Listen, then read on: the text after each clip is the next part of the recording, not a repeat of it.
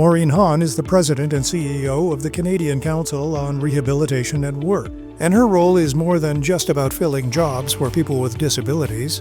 She's more like a talent agent, out there discovering opportunities and energizing economic potential. The Canadian Council on Rehabilitation and Work, or CCRW as it's known, serves as an intermediary in enhancing the employment market and not just for job placement services. The CCRW works across Canada and engages in dialogue and advocacy around the world. The work of CCRW, as Maureen explains, exemplifies both small a and big A advocacy. The high-level meetings, as well as everyday grassroots efforts, as you'll hear in this insightful conversation with host Melanie Taddeo. Maureen is out there performing what she calls myth-busting, doing whatever she can to shatter the myths that hiring someone with a disability is challenging or burdensome. She's a leader busting that myth and demonstrating how higher levels of meaningful employment for people with disabilities can positively transform companies and economies. What's her personal approach to advocacy and public outreach? Simply recognizing the work that's already been done, the foundations created by those who have preceded her, and building on that work. In other words, a nod to the past, a shout out to the present, and an energized outlook for the future.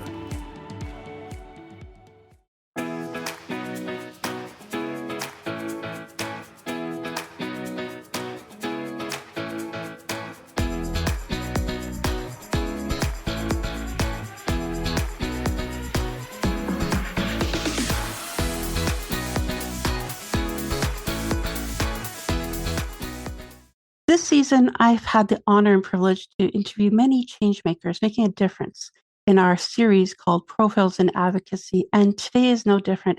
It is my honor and privilege to interview Maureen Haan. Maureen, how are you today? I'm great, Melanie. Thanks so much for having me on. So can I get you to start off by telling our audience a little bit about who Maureen is, please? Sure. So thanks very much. I'm Maureen Haan. My pronouns are she, her. I am the president and CEO at the Canadian Council on Rehabilitation and Work. We like to be known as CCRW. I've been at CCRW for the last 13 years, and I have seen, and we'll get into it, I'm sure, I've seen a lot of growth and interesting stuff going on around employment for folks with disabilities. And really happy to be here to talk about that. I should tell you, I'm the mom of 3 kids. That's probably the highlight of my life. All 3 of my children, in some form, have a disability. And we navigate through the system. So I come at it with a bit of lived experience as well. Amazing. And thank you so much for that. What's really interesting is we all have come at different roles and different areas of our life in different ways. So thank you for sharing about your kids. I think that's really a great foundation.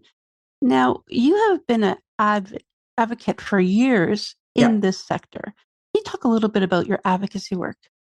Yeah, sure. So I started my career actually in the signing deaf community. So and that was a real honor for me. We in the signing deaf community, it's very much it's very cultural. It's a cultural experience, and so to be welcomed into the community and to be welcomed in and allowed to help lead part of the community was a real honor. I remember actually speaking with a very dear friend of mine, Heather Walkus, from the Council of Canadians with Disabilities, about my background in advocacy. And really, that's not where it started, because I would say it started even before that, when I was a kid with my parents. My father actually set up a travel agency for folks with disabilities way back in the 80s and 1980s, yes. And so so I learned a lot about advocacy just from growing up in it, and then it became quite second nature to me. So coming into CCRW and seeing what needed to happen in Canada for folks with disabilities and employment, um, again, very much a humbling, honoring experience of being allowed in a space where I would be able to bring my knowledge and my expertise to make a change. I think that's. I'll stop there for a second. Okay, that's wonderful, and I'm going to pull some other tidbits out later on. But let's talk about the huge barrier of unemployment and underemployment for individuals with disabilities. Can you give your overall thoughts on why this remains a barrier and what yourself as an advocate and the CCRW are doing to address this? Yeah. So great questions, big questions. um, So the under and unemployment of folks with disabilities in Canada really hasn't changed much in the percentage-wise view of statistics. So the range between the under or unemployed folks with disabilities and without disabilities, that range has remained. So when employment rates are high and unemployment rates are low, the variable between disability and non-disabled remains. So if it's 10% when it's high, it's 10% when it's low. And this has been a very which is actually it's around 16%. I shouldn't have said 10%. It's around 16% of variable. And so when you dig into that and you think, okay, well, why? Why is this? There are so many factors that come to mind. I think that I was at a conference earlier this week where somebody said for employers, all of the stats are there. It's good business to hire folks with disabilities. Um, Profit margins go up. Feelings of belonging, not just by the person with a disability, but by the entire workforce, increases. Um, all of this is in science, right? It's been researched, it's been proven, but yet we still have this huge gap between folks who are working who don't have a disability and folks who are working that do have a disability. So then one of the answers to that is fear, right? The fear of the unknown for the employer, the fear of hiring somebody that you think you can never get rid of, the fear of lack of productivity, the fear of not knowing what to do if somebody comes with a personal crisis because of their disability. All of those pieces. So we're working on those. We're working on myth busting on that. But I have to tell you, we've been working on myth busting in that realm for a really, really long time. So I think it's more than fear. I think that there is a system that is set up that is that keeps folks with disabilities in poverty because it's easier for the larger society to keep folks with disabilities over there and in poverty and away from streamlined life. And I say that because I look at if you are on any type of assistance as somebody with a disability, um, the options of work are minimal. The hurdles to get into the workforce are huge because you're in a system now. So looking at those systems and understanding those systems, I think, is really important because it's undeniable that if you ask anybody, and anybody who's listening to this podcast, anybody that you talk to on the street, they would say absolutely people with disabilities should be in the workforce. So then why aren't they? Right? So then if you go and unpack that a little bit more and we look at disability management systems, which the community has fought for years. making sure that there is a duty to accommodate that is set up within the workplace. All of those rights that the disabled communities have worked for years and years and years, those are really important. However, that's where the employer mind goes to first. It goes to insurance. It goes to legalities and litigation and human rights, instead of thinking, hey, this is a person that's got talent. I need talent. So, how am I going to make sure that that person can bring all of their talent possible into the workplace? So, I think that we need to go into a system busting mode and Mhm. and really bust open some of these systems that are keeping us down so that we can then start to build up in a talent way, in the social understanding of disability as opposed to a medical model. I love that. And it's so important to really have that kind of mind shift for everybody. And it's going to take time, obviously. Like, I like the fact you said we've been in myth busting ro- uh, regards for years, Yeah, decades.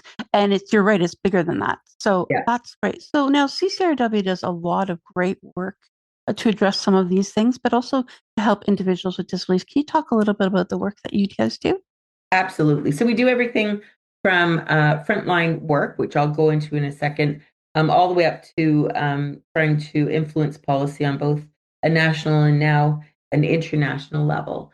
So, but the work that we're doing with folks with disabilities is, you know, one-on-one work. There is some group sessions. We've got some great tools for both employers and folks with disabilities looking to get into the workforce, including our Untapped Talent platform, where we've got a number of resources for folks with disabilities, again, and employers virtually to take.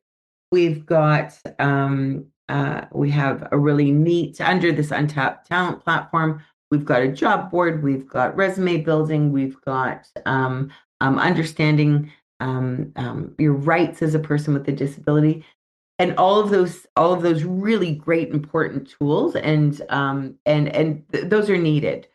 But where I think we may stand out a little bit is that we really do take this talent approach to employment, both for the job seeker and for the employer. So we're not tapping the employer and saying to the employer, oh, Joe, he really needs a job.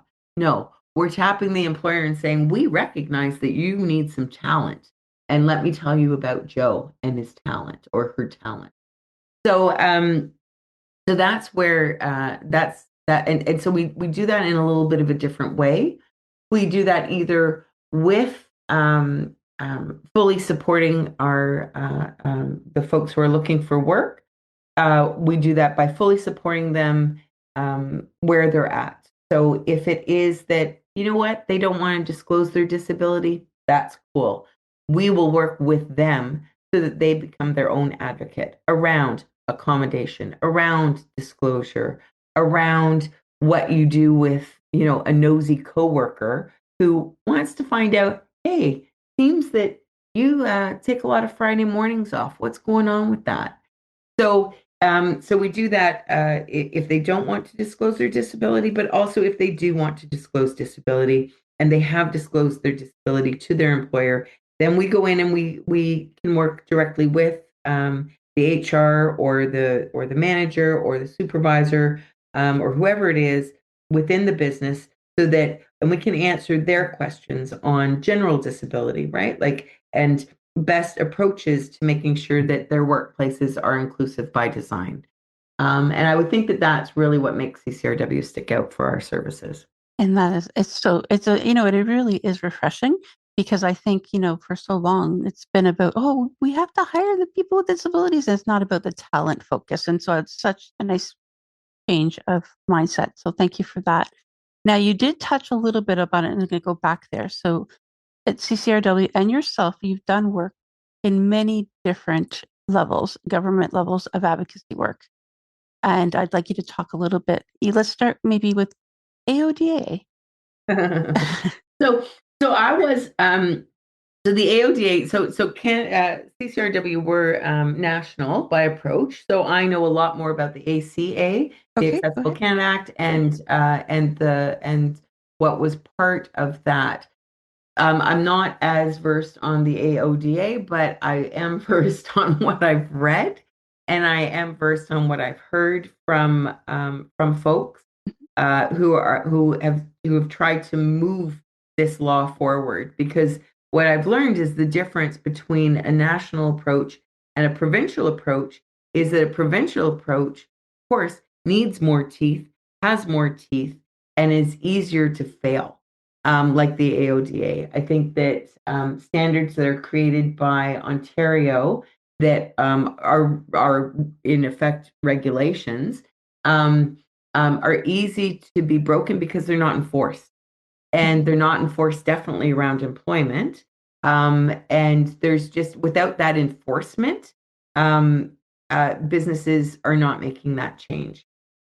And why do you, okay, so the enforcement piece is huge because that's a huge cost. And that means people have to actually work and do that and to follow up and do all those things. So, what do you think would need to change in order to make that actually stick? Right. So, well, and again, right. So I I like to use a lot of analogies and stories. Mhm. A very smart friend of mine, Wendy Suke, over at the Toronto Metropolitan University, TMU, told me this story, and it just stuck with me. Right, that she had worked on traffic calming when she first started her career, and why and what needed to happen in order to actually calm the traffic. And the first part is education, and everybody thinks education is the biggest part. Well, we know that speed kills, and we know what the speed limit is of traffic because it's posted everywhere. And so that's education, and that's not working, right? So then the second part is enforcement. And so, yeah, and that is a little bit better. The enforcement of, you've got police who are there enforcing traffic limits. And so that works to some extent, but you can be sure that if you just saw, and I know this because you've just seen a police officer pull somebody over, it's a free for all because there's no police ahead. So there's no enforcement coming. And again, on your, people are on your own. So the key actually was to do speed bumps, because speed bumps actually force people to slow down. And that's how you calm the traffic. My question is, what is the speed bump for employers? Because we've got the education, we have a little bit of the enforcement, not a lot right now, because it has to be by a complaints driven mechanism only, i.e., human rights. You have to actually complain that you've been discriminated against, as opposed to somebody is breaking the law and therefore they can just be fined. So we have a little bit of that enforcement, but what we really need to do in the systems is look and see what the speed bump is, right? What is that speed bump? And I believe that the speed bump is talent.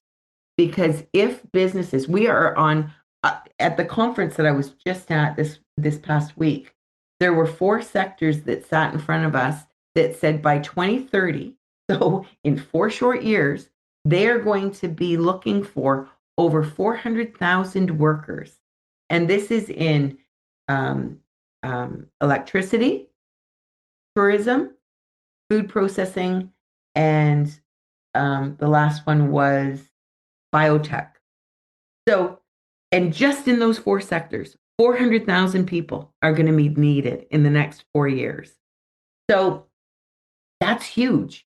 And those companies will not survive if they don't start to learn how to change their systems so that their systems are inclusive by design, by, again, designing those speed bumps right in.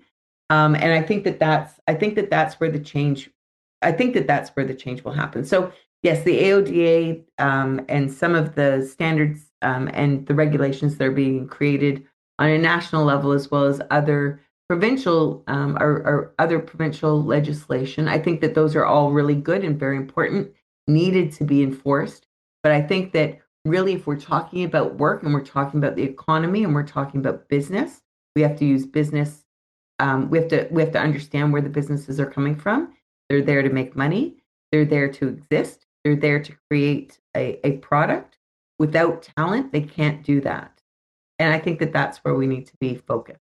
Excellent. Thank you. That's great. Okay, so we'll segue to the national work that you guys have done for advocacy. Yeah.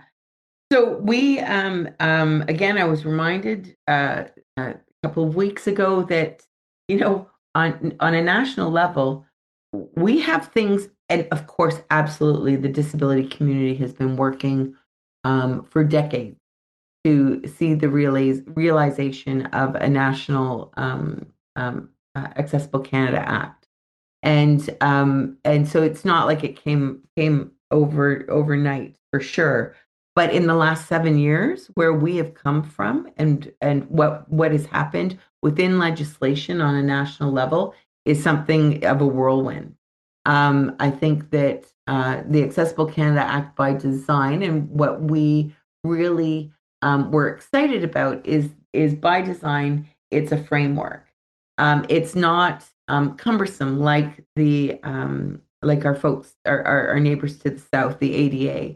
That the ADA, everything is baked into the ADA, and if anything needs to change for for that legislation, that it has to be challenged, and then the legislation can be changed.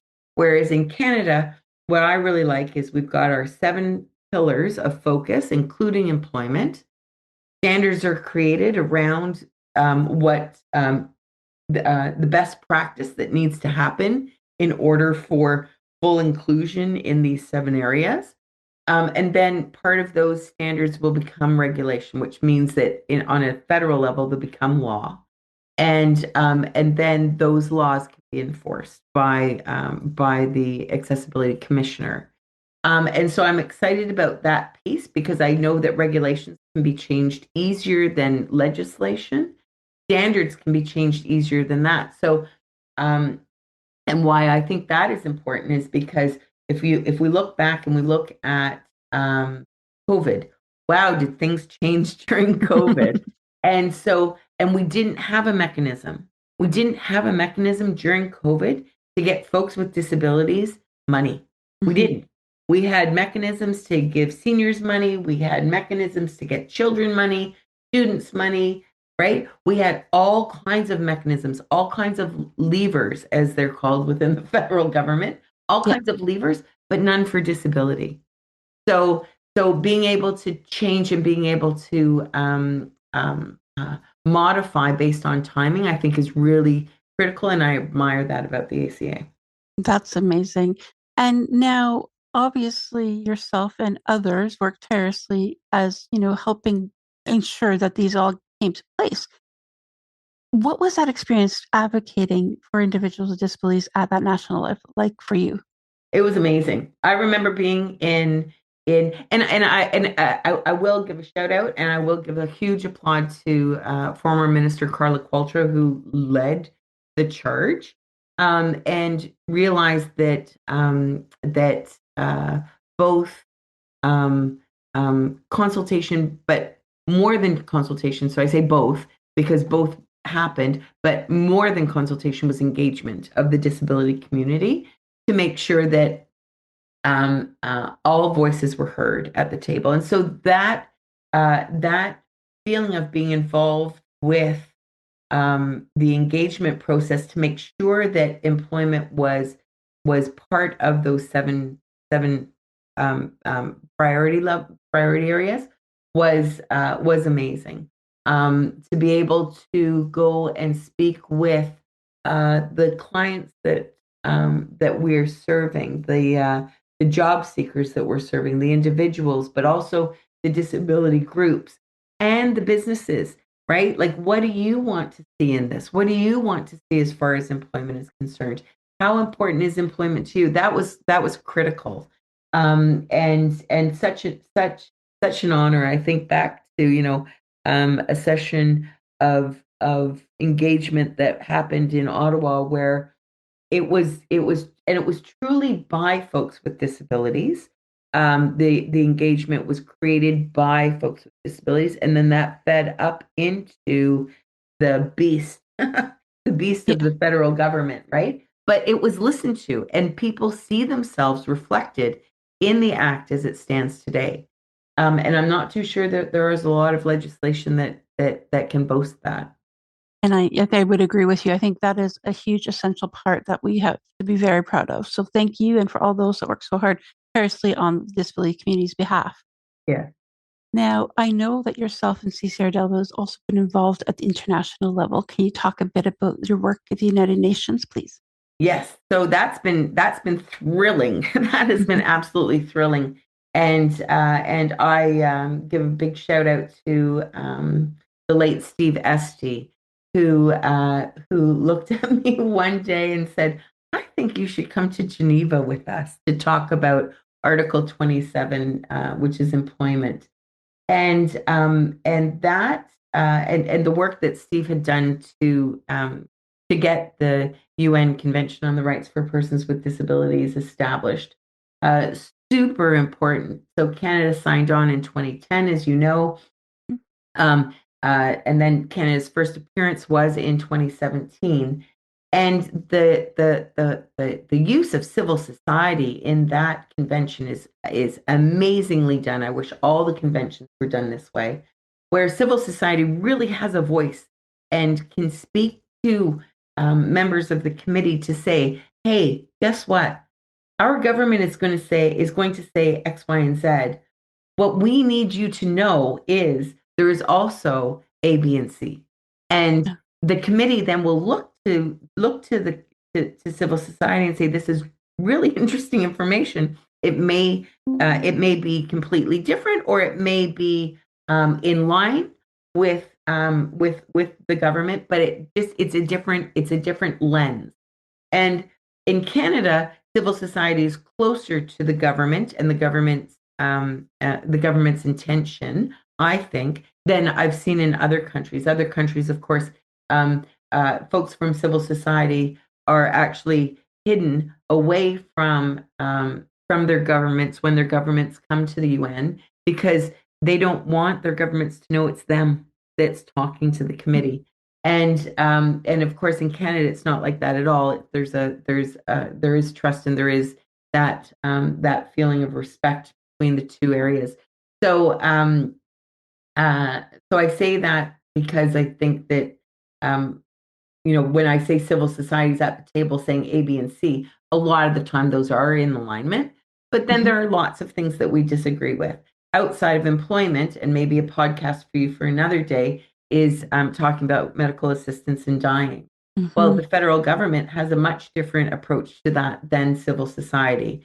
And I know that in every CCRW office, we have a sign that is set up that says that people are valued, and everybody who comes into our office is valued, and nobody will ever talk to them about MAID as an option for their existence. Mhm. And so that's an example of where we might deviate. I think another area for employment where we deviate is that the government says, "Oh, Alberta is doing this or BC is doing that," but what the government is doing, what the federal government does, um, with in their response to the Convention on the Rights for Disabilities, what they're doing is they're investing billions of dollars every year in employment for folks with disabilities, but they don't have they don't have a measurement, they don't have a matrix, they don't have an expectation of what that looks like. They just they give it over to the provinces. They trust that the provinces are going to do what they need to do, that funding. But what we're saying is we're calling for a national action plan Mhm. to make sure that that happens. So, but back to your question about the international piece and why that's important is because on an international level, Canada looks really, really good. and it looks like we're in more alignment than we are. And those are the bodies and those are the places that we need to go to say, yes, we're good, but we do have improvement that we have to be making. And it's a mechanism to be able to have that conversation with the federal government to make sure that we are on the same page.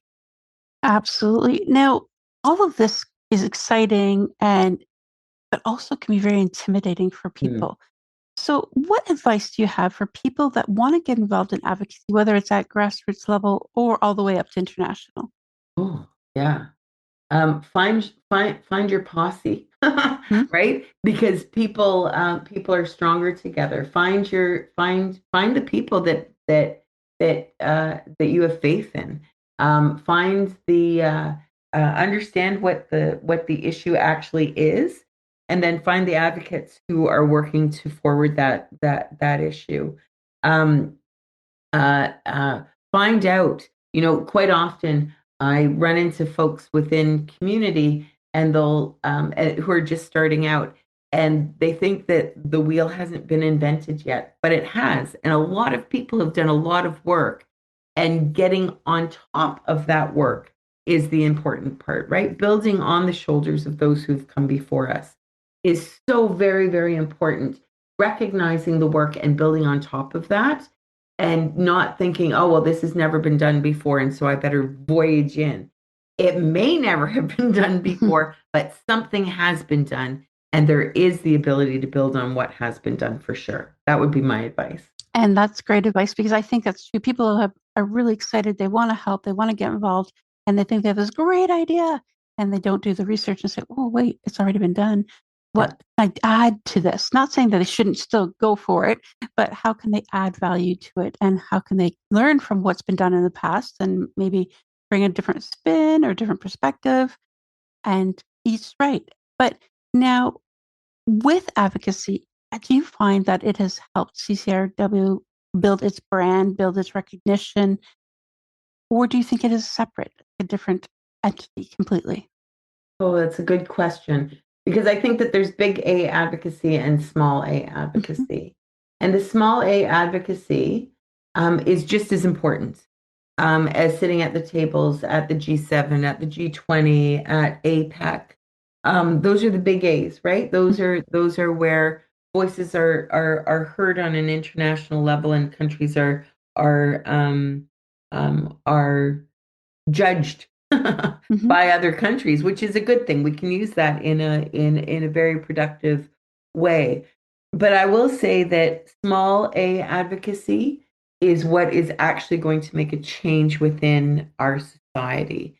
It's it's seeing that something is not accessible, and so therefore standing up, um, because we're all advocates, right? If you notice that the restaurant that you're going to isn't accessible, don't go. Your Yeah. dollars, your dollars are the most powerful advocacy piece that anybody's got. So if we refuse to spend our money in a restaurant that is not accessible to a friend of ours, that if they were with us, they would be able to come, but they're not with us. So should we still go in anyway? No, we Mhm. shouldn't. We should not use our money to promote that business. We should tell them. We should say, I'm not coming in here because if my buddy were here, if my friend Max were here with me right now, he wouldn't be able to get in. Or if my friend Lori were with me, the lighting would not allow her um, uh, to see me using sign language, right? Mhm. Or whatever it is. Don't just not do it. Don't do it, and let them know, right? I'm not doing this because. Or if you see, that it's the whole thing. If you see something, say something Yeah. and follow up with it. I think that those are the biggest pieces for employment. It working with the employers. It is sitting down with the employers and saying, if you just change this one thing in your system, if you just change this one thing in how you do business, you would open doors to different type of talent that could come in, and you would be inclusive. And then that's little a advocacy, but that's life changing. That's Mhm. changing lives for not just for the person with a disability who's now able to get, quote, and I'm not just talking about wheelchairs. I know it sounds like I am, but getting through the door, getting through that metaphorical door as well, right? And Mhm. getting through the door, it makes it like that's life changing for that person, of course, because they're self sufficient. They're included in the economy and in society and in work, which defines so much of us. But it also is life changing for the coworkers and for that management team and for the customers that come to that business. Like it's life changing for everybody by doing that one small a advocacy piece. It it can change the world. And I love that the BA advocacy and small A because all of them are impactful in different levels, but life changing nevertheless. So, Maureen, if people want to learn more about the work that you do and about CCRW, where can they find you and your organization? So they can find me and my organization. We do have 11 offices across the country, but just super easy. You can send an email to info@ccrw.org.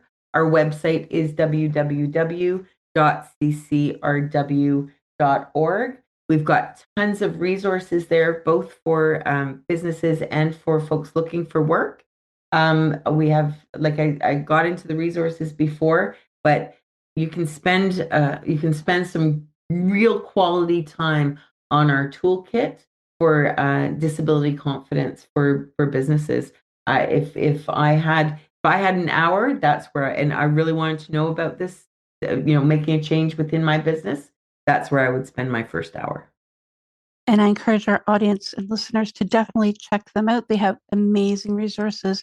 Even if you're a job seeker looking for work, again, wonderful opportunities, very well laid out, great.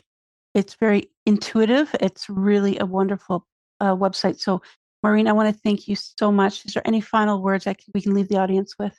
I just want to thank you so much for everything that you're doing, Melanie, in spreading word about disability and the positive things that are working, as well as calling out those things that might not be working. So I applaud you for doing this podcast and keep up the good work. So, truly, until next time, we'll be having another great conversation with another changemaker.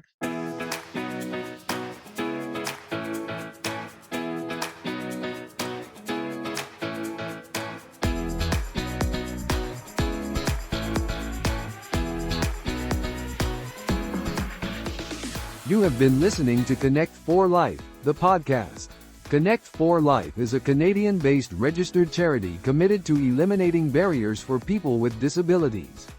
Visit connectforlife.ca and join us in helping people with disabilities become the champions of their growth stories.